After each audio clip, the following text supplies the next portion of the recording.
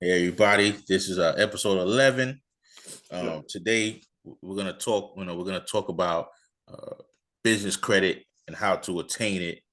What does it take? Because I know it's a lot of over the social media world, people talk about business credit or credit and tell you how good it is, but never really give a lot of steps of how to attain it. Like what are the first things you should do? And shoot, actually, what is business credit, right? So we're going to talk about these topics and kind of give you a gist of what it is and how to attain it so that you can actually implement it yourself and see some results. So the first question is what is business credit? So A, can you explain that to everybody? What is business credit? We hear about it all the time. You know, um, before I knew it was like, can I just walk into the bank and pull out my credit card and be like business credit? Like, how do I? What is it? So business credit, the only difference between like business and personal is obviously with personal, you have your personal credit cards, personal lines of credit. And with business credit, in order to get business credit, you have to have a business. So it's literally the same thing. It's just the business has the credit that it's obtaining. I know it sounds like, well, yeah, but it's literally all under the business itself. Okay, so I guess that answers this. It answers another question, right? So business credit is attained by having a business. So you Right. you cannot have business credit unless you have a business. Right. For example, like let's say your business name is Thrive. Like that's it. The name of your business is called Thrive. Mm-hmm. So Thrive has credit with Sam's Club. Thrive has credit with Lowe's. So when you look at the card, you'll see you'll see. Well, let me look at my wallet. So for an example, I have this is perfect. I can't really show this because my card number is on here, but this is with Home Depot. So the business name is first, and then my name is second because this credit is literally in the business's name. Okay. I could zoom in a little bit. I'll zoom in a little bit. So AC Castro LLC has credit with Home Depot, and then my name is second because this is the business's credit. Okay. Okay. So you You want have to a break down business. some So other you cool have a stuff? business, and then with the business, you can acquire credit with certain companies like Home Depot and Lowe's. Amazon, Lowe's, whatever. And then now you can use your business will utilize that credit or line of credit to make purchases and stuff and such. Okay, good, good. So, and that kind of answered the second question. Who gives business credit? So that was one example, Home Depot. You just said Lowe's. What about banks? Do banks give business credit also? My brother, that's where it gets extremely exciting. So what I should have said too with business credit. So the reason why we want business credit is because when you think about it, personally, you can only get but so much credit because it's personal. But when it's in the business, that changes the name of the game in regards to the amount of financing that you can get. So to answer your question, the banks is what you want to get into because then you can start getting credit for 50,000, 1,000. Mm-hmm. Let's just keep the numbers small so it seems obtainable to everyone. And once you start getting lines of credit, meaning if you went into Wells Fargo and they gave your business Thrive Inc. $100,000, you have that $100,000 line of credit. You now have access to 100,000. So let's say you wanted to buy property in the state that you're in, you can say, oh, all I need is 50. So let me take 50,000 from the line of credit. And that other 50,000 is still there. So you're only paying back the 50,000 that you get. So that's why it gets exciting with banks because banks now can offer you a plethora of credit from business credit cards to lines of credit. business loans, etc. So now you have so much surplus of capital that you can use for your business. Okay. So, because I want to make it applicable for people who really have no idea. Yep. So, what will be the first step?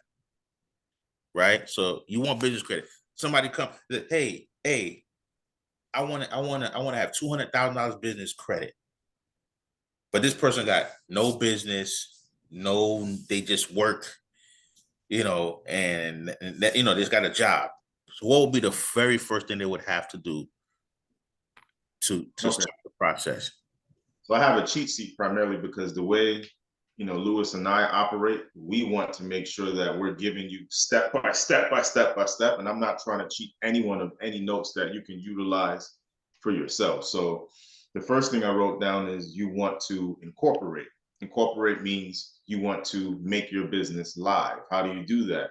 You need to go directly on your state's website to open up the LLC. Or so there's four types that you can do. There's a sole prop, that's the short term, which is sole proprietor. There's LLC, there's SCorp, and then there's CCorp. So the first thing you need to do is you need to decide where you want to fall. I'm not going to give anyone advice because you need to consult with your tax advisor. That's the best thing to do. But as far as the differences, a sole proprietor, the best way to summarize it is the sole proprietor, you are the business owner. Like the business is just all on you. You're the boss, you call the shots, etc. But as a sole proprietorship, let's say a company wants to sue you, they're coming after all your assets, all your personal cards. You have a house. Hopefully it all goes well, but you could kiss it goodbye because there's no separation between you and the business. You literally are the business. Okay, so they're joined. You and the business are one entity.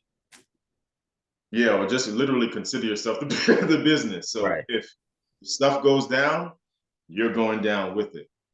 So sole proprietor is the most risky. Then there's LLC, whereas the LLC, this is where it gets exciting because with an LLC, let me see if I want to read this. Hold on. Yeah. So with the LLC, it gets exciting because you now have, I'm going to read my notes.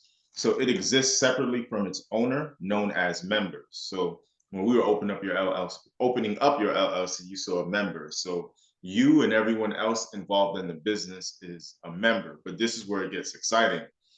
So the business itself is responsible for the debts and the personal liabilities. Example.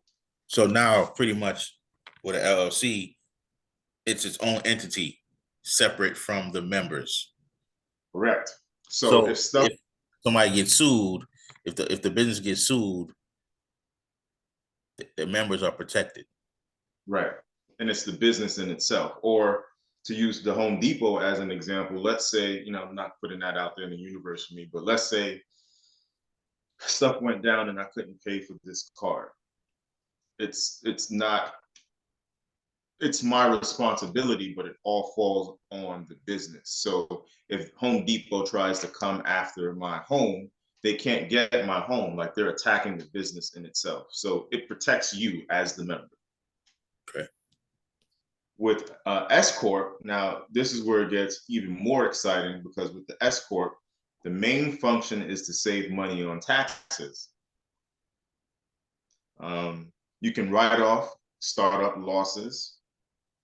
The SCorp has pass-through income, and you can have 100 shareholders. So let me break this down. So, and I want to keep it simple so we all know what to choose. So SCorp, or let me say the longer version, is called subchapter business.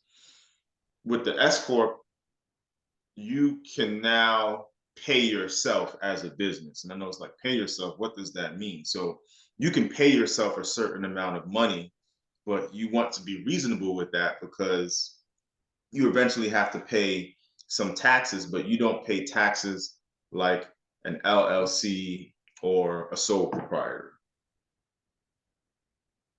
I know that might sound, it might like, okay, that doesn't make sense. Just if you decide to go SCorp, just make sure you have that conversation with your tax advisor, because when you switch to SCorp, because you can switch from LLC to SCorp, and you can switch from sole proprietor to LLC. But just know that if you decide to go SCorp, your business needs to be making some money. That's when it makes reasonable sense to do the SCorp. Okay. And then the last one, CCorp. So the CCorp is pretty cool because with the CCorp, C-Corps can now go global. Like you can have a global business. You can have 100 shareholders and sell shares to investors who are not US citizens or resident aliens. Okay. That's the difference between the four.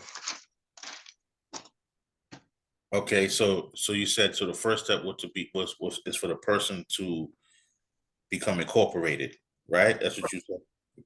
And you want to choose which So they would one have that to choose one of those four to become incorporated, which means pretty much means establish a business. Yep. Right? So then what would be, so once they establish a business, let's make it simple. The person now has established an LLC, John Doe LLC. What will be the next step now towards getting that business credit? So the next step would be, and it's kind of layered, because again, we want to make sure that we're helping you guys make a well-informed decision, but not just throwing paint on the wall so you're still confused when you leave here. So make sure when you're incorporating that you choose a name that's true to you. And later along the lines, that'll make sense, but choose a name that's true to you, because although you're going to start a business, and it doesn't necessarily need to be flourishing immediately, but eventually have the mindset that it will. So make sure you like the name. So choose a name that's true to you. Be wary of names that are in high risk industries, because if your business is high risk, banks will feel apprehensive to lend to you, and that's not what you want. So risky industries, or we also call NAICS codes, which we won't break down what that means, but we want to give you the nuggets. So a high risk business name would be Lewis Realty, because the real estate is a high risk industry. Anything money lending, automotive, travel, real estate. So when you choose a name, just choose a simple name that doesn't sound generalized.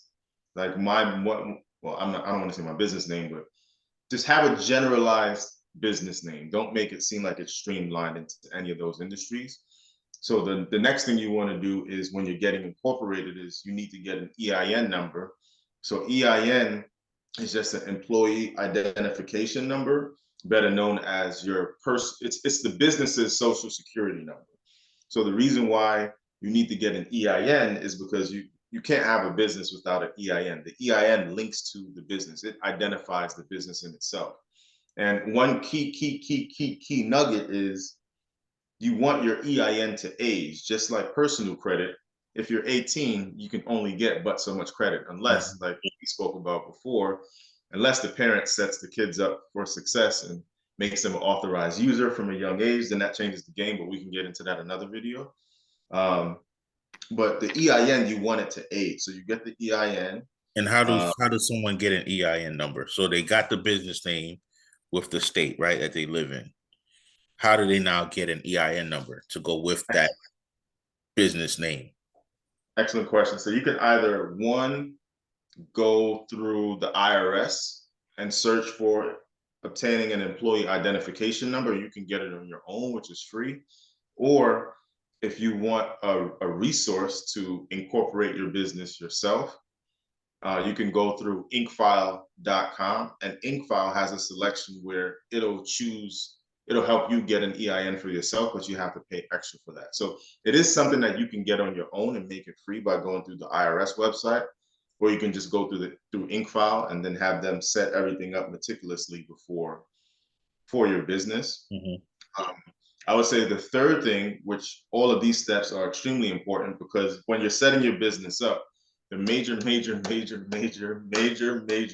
key is you want to look bankable to banks. Like you want to make your business look bigger than it is, because you know eventually it'll be there, but how you set it up is going to dictate the amount of credit that you get going forward. So one of the things you also want to do is get a business phone number. And the reason why you want a business phone number is because, again, you're running a business. So if a bank is going to offer you a business credit card and they call you and they see you pick up your cell phone, that doesn't seem legitimate. But if you get a separate phone number for your business, now it looks bigger than what it is. A resource that you can use is through Freedom Voice, because Freedom Voice is pretty expensive. It's not like you have to use it, but the only reason why I'm recommending it is because if you're just starting out, obviously you want to be cost effective. And the phone number, you can either make it an 800 number, or it can be at least the area code of the state that you live in. I prefer that. I prefer the number of the area code, because in these modern days with all of these spam calls and these robo calls, the 800 numbers, people don't feel comfortable answering them and stuff. So, I prefer the city state number that you get. That's definitely fun. Yeah, that's definitely fun. Going to the next one. Yeah. I just wanted to comment on that little part there, because I just think, but it's up to you guys, 1-800, but I prefer the non 1-800 number. Yep. So the next one that you want to do, which is extremely important, is you also want to have a business email. Again, you're running a business, so it needs to be set up strategically. Like you don't want to miss these steps, because if you miss these steps, it's going to be extremely difficult to obtain business credit. So you want to get a business email. Now you want to stay away from Gmails, Yahoos, and Outlooks, unless it's a Yahoo business email. And I have a Yahoo business email, so that's perfectly fine. But you want to stay away from those general emails, because if you're in a bank and you're trying to get a business line of credit, and if they say, okay, and what's the business email? And you tell them abad@yahoo.com. You don't seem legit. No, and in their head, they're like, okay. Yeah, that's a cheap business right there. It's cheap. Man said that, right, exactly. So you definitely want to get a business email. And with the business email, you'll find that in conjunction, you end up getting, the name is losing me right now, but a URL for your business. What is it called again? I know we were going through it. I said with the business email, you also get web. It's like, is it like is it the web? Not the web page, right? So you get the business email, you get the business web page. Right. It's another name for it though. It's another. You can get it through GoDaddy, but I prefer not to say my business name. But basically, when you get the business email, you'll get it in conjunction with something else linked to you. Actually, I'll just say it because I want to make sure the viewers know. So let's say, so for my business, AC Castro LLC, my URL for my business is AC Castro. So one of my business emails is contact@acastro.business. You want to make that all streamlined when you're getting your business email, because the best way to set everything up is for it to chronologically make sense. Like make sure your business email matches the business name, because if it doesn't, it's not simplified. And people mistakenly patronize another business versus your business. And the simplification is what banks like. That's how the banks offer you the credit, because they see the whole business is streamlined and properly organized. And of course, if you have any questions, put them in the comments, and we can go ahead and answer them, because this stuff could get a little bit confusing a little bit along the way, and so of course things happen, mistakes happen. So we're trying to give people the idea which will help them minimize errors that that can happen along the way. Because it's not just one, it's not just you go on a website and you pick a business name and then everything just generates for you. It's step-by-step process. And so we're trying to help, minimize the errors that can occur. A lot can happen too. A lot can happen if you're not doing it, like he said, in a streamlined chronological order. And it took me weeks to figure all this stuff out to do it the right way. So we're trying to help you minimize that time as well. But it helped me learn, so we both know it and we can teach it. So, and then proceed to the last one. Yeah, definitely. And then the last one you want to do, which is just as important as everything else, is you definitely want to open up your business bank account immediately. But you can't open up the business bank account if the business isn't incorporated and if the business doesn't have the EIN number, because the bank that you choose to go to, they're going to need your articles of organization, which is a paper specifying that your business is legit within the state that you live in. So you need to open up a business bank account, because one of the gems that I learned a long time ago from reading business credit is your business bank account is just as important as your business aging as well. Like that some people say the day your business was open is the day that you have a business bank account, because it's showing the activity that the business generates. And a lot of business credit cards now, one of the best parts about business credit as well is you can obtain business credit without running your personal credit. And some business credit cards you can get solely from the income that your business has from a 3 to 6 month basis. So that's why the business bank account is crucial.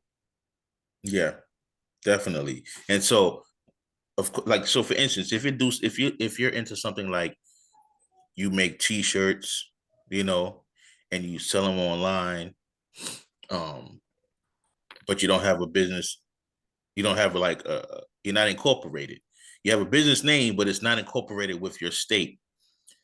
Then you can't have a bank account with that name. You can't have credit. You can't get credit cards. You can't. So all the materials you're going to buy is going to come from the revenue, or if you're working a regular job, come from that, right?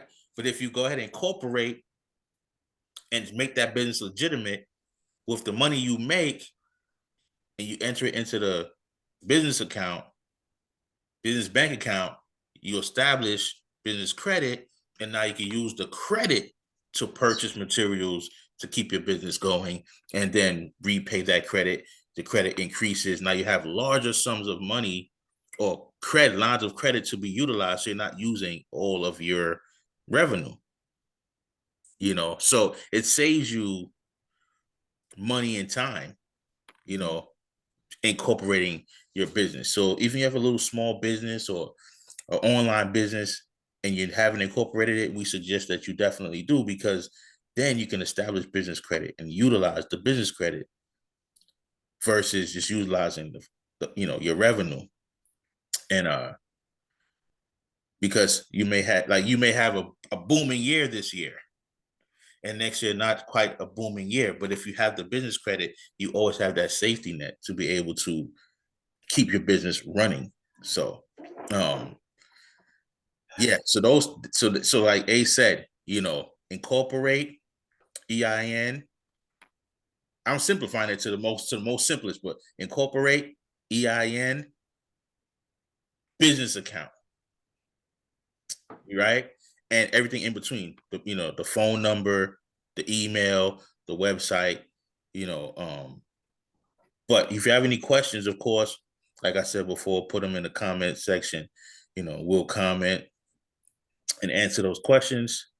And, I hope this helps everybody. I know this is not as thrilling or exciting or like boom, boom, boom as, other conversations, but this is something that we wanted to put out for people because we've done it. It's helped us.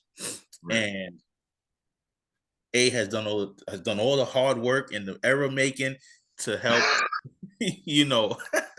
to help us prevent from making those errors and having to work so hard, right? So definitely hope this helps you guys. This is going to help empower you, you know, and help you get to a level that you haven't been before. So good luck to everybody.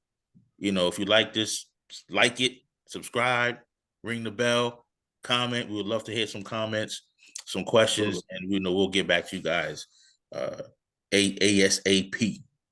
So until next time, peace.